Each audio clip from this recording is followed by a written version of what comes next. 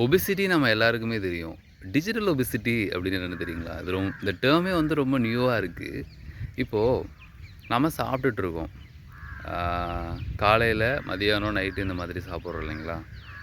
இப்போ நம்ம ரெகுலரா தொடர்ந்து நம்ம சாப்பிட்டுக்கிட்டே இருக்கோம். காலையிலேருந்து ஈவினிங் வரைக்கும் கேப்பே விடாம நம்ம சாப்பிட்டுக்கிட்டே இருக்கோம் அப்படின்னா, அது நெறைய ப்ராப்ளத்த நம்ம பாடியில கிரியேட் பண்ணும். வாமிட்டிங் வரும். இல்லன்னா வந்துட்டு நெறைய ப்ராப்ளம்ஸ். ஆ நடக்க முடியாம இருக்கலாம். ஃபேட் இன்க்ரீஸ் ஆகலாம். அந்த மாதிரி அ டயரியா அந்த மாரி நெறைய ப்ராப்ளம்ஸ் வந்து அது கிரியேட் பண்ணலாம். அதே மாதிரி டிஜிட்டல் ஒபிசிட்டி அப்படிங்கிறது என்னன்னா, கேப்பே விடாம நெறைய இன்ஃபர்மேஷன கன்சியூம் பண்ணிக்கிட்டே இருக்கிறது.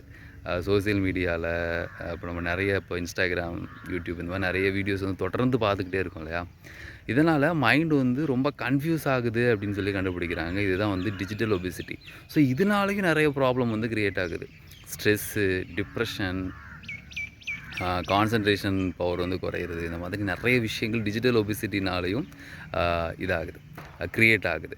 இப்போது நம்ம இந்த ஃபுட் ரிலேட்டடானா ஃபுட்டு சாப்பிட்றோன்னா அது கொஞ்சம் டைம் குடுக்குறோம். அதுக்கப்புறம் அது டைஜஸ்ட் ஆனதுக்கப்புறம் தான் நெக்ஸ்ட்டு ஃபுட் எடுத்துக்கிறோம். அதே மாதிரி ஒரு இன்ஃபர்மேஷன் இப்போ நம்ம கேதர் பண்ண போகிறோன்னா, இவ்வளவு நேரம் தான் ஒரு நாளைக்கு நான் வந்து இன்ஃபர்மேஷன் கேதர் பண்ணணும் அப்படின்ட்டு, சோசியல் மீடியாவுக்குன்னு கொஞ்சம் டைமை குறைச்சிட்டு, அந்த டைமில் மட்டும் தேவையான இன்ஃபர்மேஷன் மட்டும் எடுத்துட்டு, அதுக்கப்புறம் நம்ம தேவைப்படுறப்ப யூஸ் பண்ணோம் அப்படின்னா, டிஜிட்டல் ஒபிசிட்டிலேருந்து வெளியில் வரலாம். It's very very good for our mind.